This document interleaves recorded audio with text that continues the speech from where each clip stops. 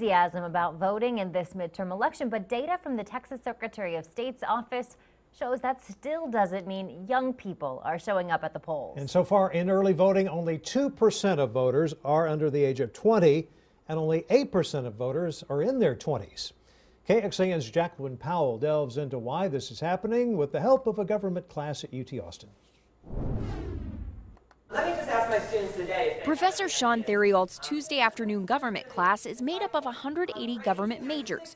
When we asked how many of them plan to vote in this midterm election, all but 2 raised their hands. But Professor Theriault says when it comes to the students in his other government class, that's just a gen ed requirement. They're just watching things happen, and they definitely have policy preferences, but they're not nearly as engaged. Some in this class told us they think their peers' apathy comes from a lack of campaigning on the issues that matter to young people. A lot of the issues that get talked about don't affect you, right? Like you don't pay taxes generally, so you don't worry too much about that, right? Like you don't worry too much about national defense because it's not your son or your daughter who's going to be sent overseas. Basil Chima said he was heading to vote right after class. While he's interested in a lot of the issues that candidates are addressing, he says his friends care more about those issues most Texas politicians don't talk about as much, like student loans and climate change. Maybe if you're, an older person, that is an issue. It's a can you can kick down the road.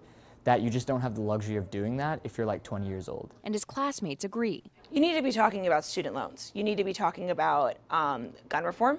You need to be talking about free speech. You need to be talking about making sure that we have a country to work in and to that is going to be safe for our kids, both environmentally and economically. Jacqueline Powell, KXAN News.